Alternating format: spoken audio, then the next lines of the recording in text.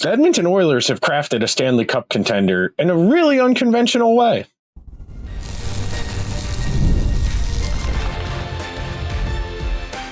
You are Locked On Oilers, your daily podcast on the Edmonton Oilers, part of the Locked On Podcast Network, your team every day.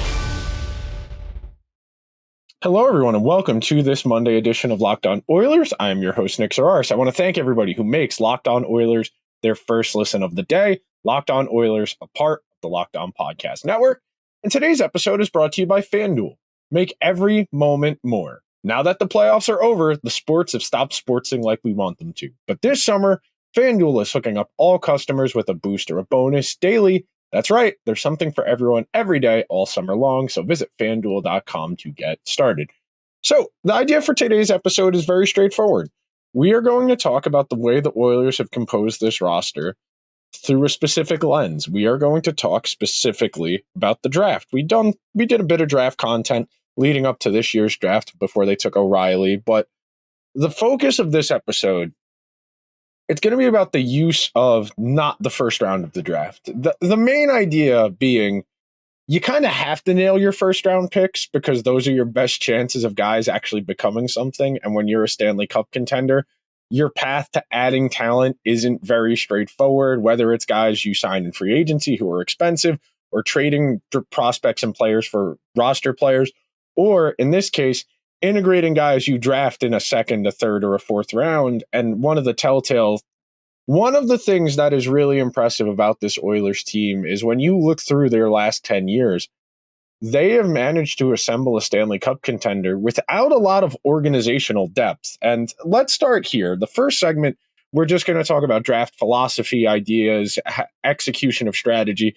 And then the second and third segment, we'll talk about success stories that the Oilers have from non-first round picks. So obviously, when you are a bad team, when you're like the Oilers were in the early 2010s, if you like the Blackhawks were the last few years, the Sharks, the Blue Jackets, the Ducks, if you're a team in that caliber of organization, your utmost and biggest priority is the superstar franchise caliber player.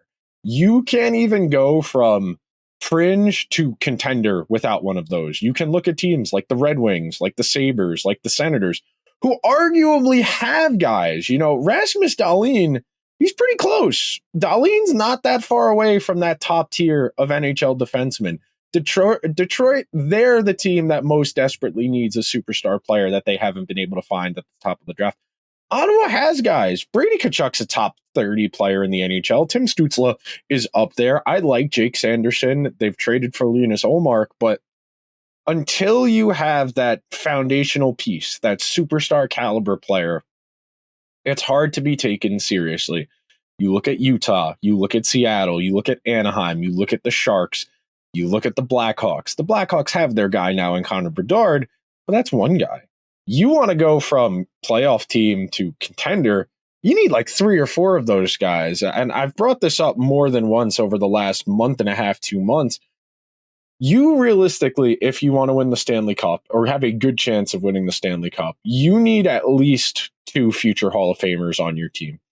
The only team in the last 15 years to not meet that threshold is the 2019 Blues, who most improbable Stanley Cup champion of the salary cap era. If you want to say the Hurricanes that first year out of the lockout, okay. But my counterpoint to that was it was a weird year for the entire NHL, not just Carolina. So let's do this real quick. You look at this Florida team. Barkov, Bobrovsky, almost certainly Hall of Famers. Tkachuk trending in that direction. We go year before Vegas. Pietrangelo, probably yes. Eichel trending that way. Mark Stone, he's going to be a close case. You go the year before that, Colorado. McKinnon, Makar, 1,000%. Rantanen, probably. That's 3 guys. You go to Tampa Bay. Kucherov, point, iffy. Stamkos, yes. Hedman, yes. Vasilevsky, yes. St. Louis, maybe Pietrangelo. Washington, Ovechkin and Backstrom. Pittsburgh, Sid, Malkin, Marc-Andre Fleury, Letang. Sid, Marc-Andre Fleury, Malkin, Letang. The Blackhawks, Kane, Taves, Duncan Keith, maybe Corey Crawford. The Kings, Kopitar, Drew Doughty. You need at least 2 to get to the party. And you are most likely going to find that superstar impact player in the first 10 picks of the draft. Now, there are exceptions. You can look at guys like Nikita Kucherov or Kirill Kaprizov or Artemi Panarin, or guys who are playing over in another league in Europe who come over later, who come over at 23, 24 years old. You could look at a Henrik Lundqvist, for example, who didn't come over until he was about 23 years old. So when you are picking in the first round, you want a guy. And that's not rocket science, but my philosophy when it comes to the draft has always been traits. It has always been about traits because traits are malleable. You can turn them into something. And I know there are a lot of people who don't believe in that, who would prefer to draft safely, to draft for minimizing risk, to try and fill a need, to try and translate guys to the league as soon as possible. So the draft is a means of injecting your vision for the organization. It gives you cost-controlled talent that you have sole discretion over. Once you pick them up, once you draft them and put them into your system, it's on you. It's incumbent upon you to develop them and turn them into whatever you think they can be. One principle I strongly believe in, you should draft a goalie every single year. And that might seem like overkill, but this is rooted in ideas from other sports and rooted in ideas from the NHL. The Rangers draft a goalie every single year. They know they've had great luck in terms of translating draft picks, even late draft picks. Shesterkin was a 4th-round pick. Henrik Lundqvist was a 7th-round pick. You keep drafting goalies because if you get another one, great, you have a backup. If you don't, okay, well, we have more in the pipeline. Let's try and translate one of these guys into something. And I know the Oilers feel like they've found their long-term starter in Stuart Skinner. Stuart Skinner very well could start for Canada at the Four Nations Cup or at the Olympics 2 years from now. So that's something to keep in mind. But even if you have your guy, take goalies. Take one a year, even if it's in the 4th round, even if it's in the 5th round, and they're stashed over in Europe, in Sweden, or in Finland, or in the Russian league, or the Swiss league, wherever you want to draft a goalie from. It can never hurt to have more goalies in the pipeline. The Patriots did this the entirety of the Bill Belichick era. You think about all of the Patriot backups, whether it was Matt Castle, Jimmy Garoppolo, Jacoby Brissett, Ryan Mallett, they were able to turn those guys into draft picks and trades. And other teams very quickly realized, oh, the Patriots pulled one over on us, but teams kept trading for the New England backups. So one last thing before we get into actual examples of non-Oilers first-round picks, let me give you the stats. The Oilers have made 58 draft picks since 2014, not including this past year's draft, because we don't have any games to evaluate them on. In those 58 picks since 2014, 9 first-round picks. So we have 49 spots of non-first-round picks. Here we go. Anton Slepchev, Bogdan Yakimov, William Legason, John Marino, Ethan Bear, Caleb Jones, Tyler Benson, Marks Neeleman, Dylan Wells, Vincent Desharnais, Stuart Skinner, Dmitry Samorukov, Philip Kemp, Ryan McLeod, Michael Kesselring, Raphael Lavoie, and Matej Blumel. Those are the players the Oilers have turned all of their draft picks into.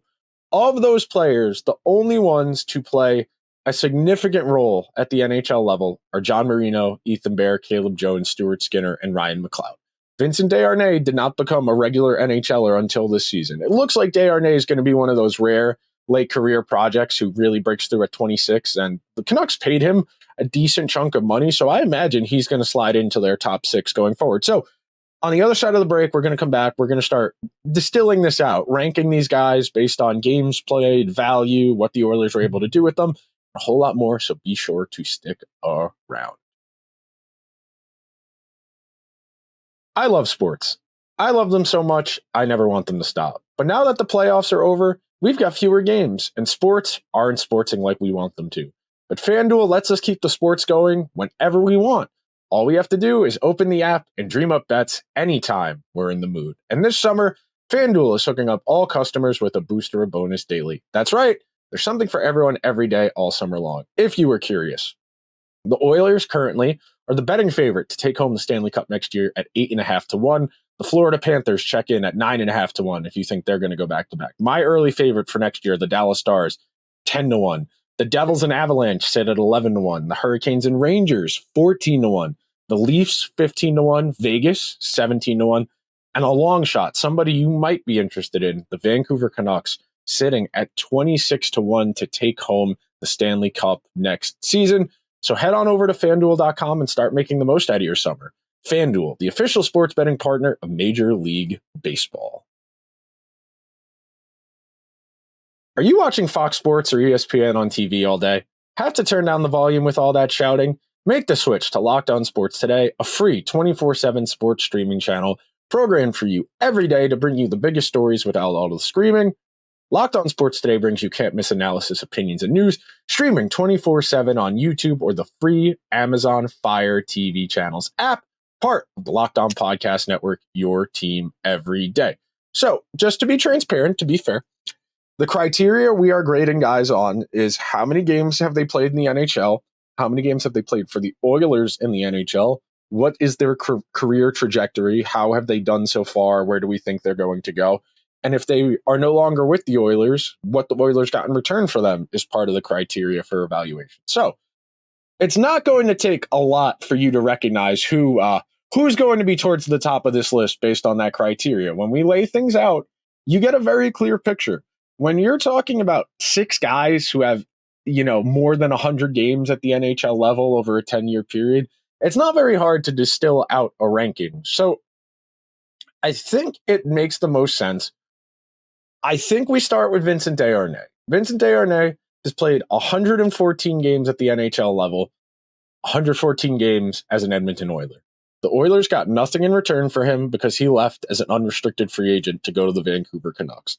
He was able to parlay a small role, the 5th or 6th defenseman, first penalty kill unit, and a really strong postseason on that penalty kill before he started getting healthy scratched, into financial stability. And the contract from Vancouver is not insane. He's not getting a ton of money.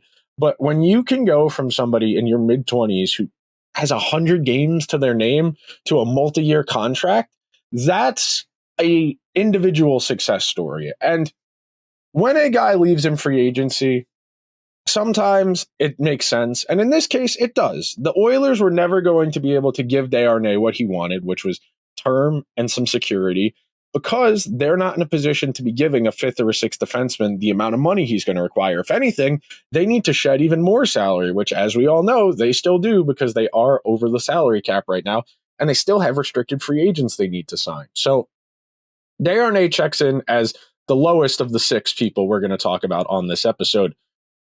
In addition, I do think you can separate a player's performance from their story. And when you talk about stories, it's a cool story. Somebody who's in their mid-20s getting their first real extended look at the NHL level because the Oilers really needed a right-handed defenseman. And he was able to parlay his results on a good team into long-term stability, which that's not quality of life for the organization, but that does show you that if you're a roster player on a good team, you can play your way into stability if you're able to pick your spots well enough. So after you get past Desharnais, I think it only makes sense to highlight Caleb Jones next. And you can make an argument that Ethan Bear maybe should be behind Caleb Jones, but I think Caleb Jones is a bit of a weird case because a decent chunk of games at the NHL level, he's at 242. That's more than some of the people ahead of him on this list, frankly, but a 4th-round pick, 117th overall, 93 games as an Edmonton Oiler, and it's hard to value what Caleb Jones gave to the Oilers because ultimately he was used in that Duncan Keith trade. Part of the appeal of that was Chicago had just traded for Seth, Caleb's brother. So they said, Seth, we'll go get your brother too. We'll make it a family affair. We're going to be competitive this year because you'll remember that was also the summer they brought in Marc-Andre Fleury. Jonathan Toews was coming back after taking a year off, opting out for COVID. And because of that, it's going to be a little bit tricky to give Caleb Jones a fair evaluation for his tenure with the Oilers because he's a fringe NHLer. I think Caleb Jones is a 6th D on an okay team. I think on a good team, he's probably your 7th defenseman who can play in a pinch, be an injury replacement, but I don't think he's somebody you would want to bake into your long-term plans for stability just because he doesn't really have any plush traits. He's not atrocious at anything, but he's not that big. He's not that great of a skater. He's not a puck mover, not physical. He's a guy. He's an NHL caliber defenseman, a 6th or a 7th D On a good team, he can fill in a pinch, but you're always going to have a bit of a tinge of skepticism to his evaluation because the Oilers lost the trade in which they traded him to the Blackhawks. And the Blackhawks really only traded for him because his brother was on the team and they were trying to really incentivize to make this all happen for Seth Jones. So it is worthy of a bit of skepticism, but Caleb Jones is an NHL caliber player. And I do want to emphasize, the Oilers are on the lower end of the spectrum here as far as games played from their draft picks outside of the first round. It helps when you have McDavid, Draisaitl, Bouchard, Philip Broberg, who will end up playing a pretty long NHL career. And then there are the misses in there. There are guys like Jesse Puljujarvi, who were first-round picks but didn't really translate to anything. Ethan Bear, somebody we've been talking about. Kyler Yamamoto, somebody we won't be talking about on this show because it's only about second-round picks and later. But once you get past Caleb Jones, I think it's only natural you go to Ethan Bear because similar type of profile. And I'll be fair, Ethan Bear's, some of it is injury, health stuff, not being able to stay healthy. But the Oilers were able to turn him into Warren Fogle, who it took Warren Fogle a while to kind of figure it out as an Oiler. But I feel like Warren Fogle is a solid NHL caliber player. You look at the contract he signed with the California Angels, the Los Angeles Kings, if that shows you where my brain is at on this Monday. Ethan Bear, 275 games at the NHL level, 132 as an Oiler, has been a rotational NHL player since leaving Edmonton, has gotten in games for teams, but doesn't appear to be a full-time NHLer either, at least yet. There is time. He's not that old. He's still only in his mid-20s, so there is opportunity for Ethan Bear to maybe become an NHL regular later on into his 20s. You know, it wouldn't be impossible to imagine him latching on to a lower caliber team to get playing time and then parlaying that into being, you know, a deadline rental on a better team. And then he has a good playoff run and then he's able to sign, you know, a 2-year deal with a more competitive team. And these are the types of calculations you have to make as a player of, well, do I want playing time or do I want a chance to win? Do I want to try and parlay playing on a bad team into getting traded to a better team and run that risk? And it's tricky. There are a lot of variables to consider in these evaluations and in these situations as a player. What do you care about? So that'll do it for our second segment. Those are our first 3 players on our list. But the second 3 are all pretty solid NHLers. So we're going to take one more quick break and we will be right back.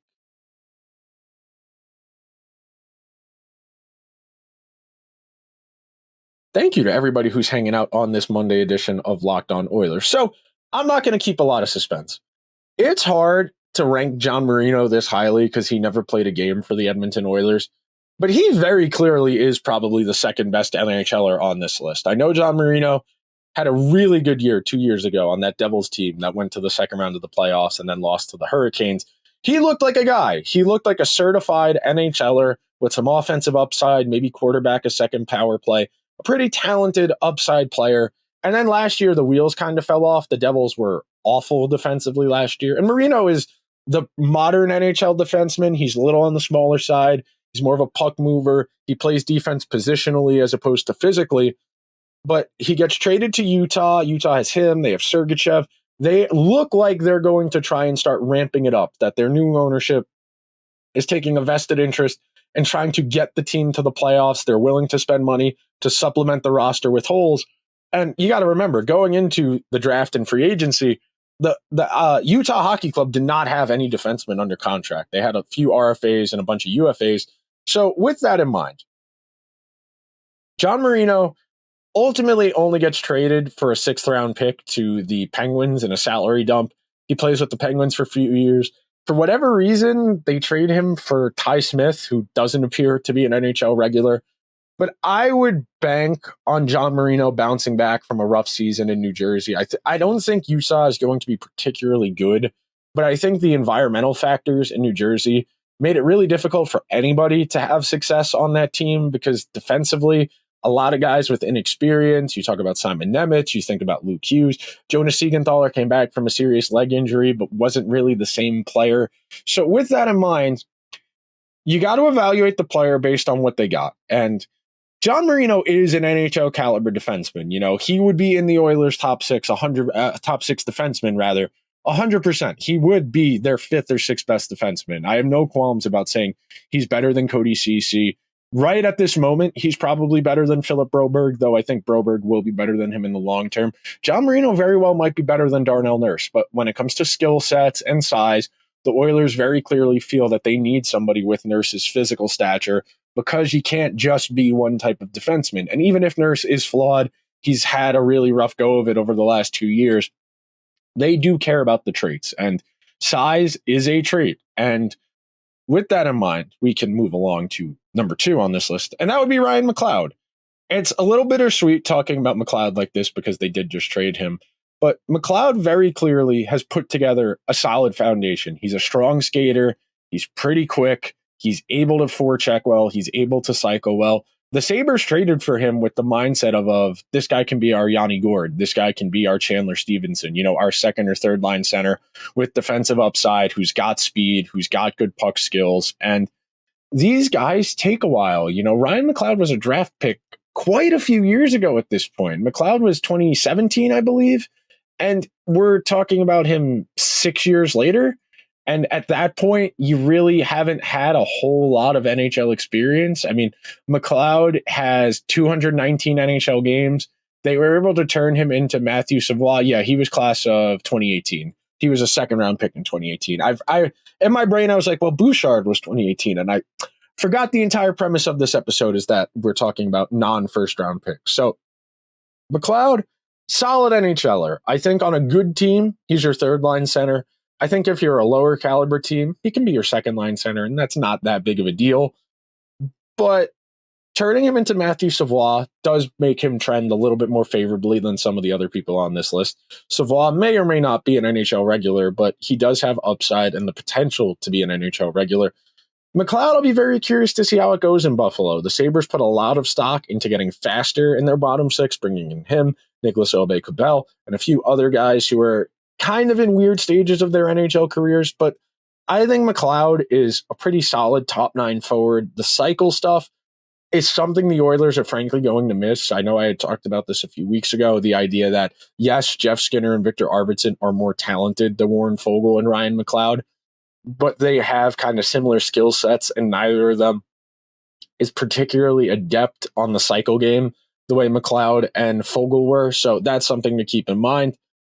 Last but not least, by default, Stuart Skinner is the best Oilers second round pick or later of the last 10 years. He's their answer. He is their answer in net. And I've talked about it a lot this summer. If Stuart Skinner can consistently be the 10th, 9th best goalie in the NHL, the Oilers are in really good shape. The Oilers do not need the Shesterkin, the Sorokin, the Vasilevsky, the Saros, the Ottinger, the Swayman, the Olmark. They don't need a goalie of that caliber because the rest of their team is so strong. Now, of course, if you could add a UC Saros to the Oilers, you would do it. But the salary cap exists, and the Oilers don't really have any A-grade assets to turn into a blockbuster goalie. So with that in mind, to turn a mid-round draft pick into a starting NHL goalie who is in the top half of NHL goalies, that's pretty solid. Skinner very well might be the goalie for Canada at the Four Nations Cup this upcoming February and at the Olympics 2 years from now. Jordan Binnington, Aiden Hill, those guys will be in the mix as well. But Stuart Skinner, relatively consistent in the regular season, has shown you the occasional moment to flash in stressful situations, whether it was the conference finals against Dallas, games 6 and 7 against Vancouver, and then some of the series against Florida. If he'd been a little higher caliber player, maybe they steal one of the early games and they don't need to pull off the crazy comeback and they're not shot by the end of game 7. But unequivocally, Stuart Skinner is the best Oilers second round picker later of the last 10 years by virtue of him still being with the team, him having a forward trajectory with the organization, unlike pretty much everybody else we've talked about here, where John Marino, Caleb Jones, Vincent Desharnais, Ethan Bear, Ryan McLeod, none of those guys are still with the team. So kind of by default, he's ahead of them. And then you look into the trajectory of, oh, he might be able to play himself into this, or he's going to be here for the long-term future and really answer the Oilers goalie question over the last 10 to 15 years that's really held them back at various points. But that will just about do it for today's edition of Locked On Oilers. So if you could please be so kind, please subscribe to the show wherever you get your podcasts. If you're on Apple Podcasts or Spotify, please throw the show a 5-star review. If you're watching over on YouTube, please hit the subscribe button, hit the alarm bell so you get a notification whenever the newest content goes live. And before we get out of here, Locked On has launched the first ever national sports 24/7 streaming channel on YouTube, and now it's available on Amazon Fire TV and the free Fire TV channels app. Locked On Sports Today is here for you, covering 24/7 news of the stories of the day with local experts of Locked On, plus our national shows covering every league. Find Locked On Sports Today, now available on the free Fire TV channels app. That'll do it for today's show. I'll talk to you guys tomorrow. Till then, let's go Oilers.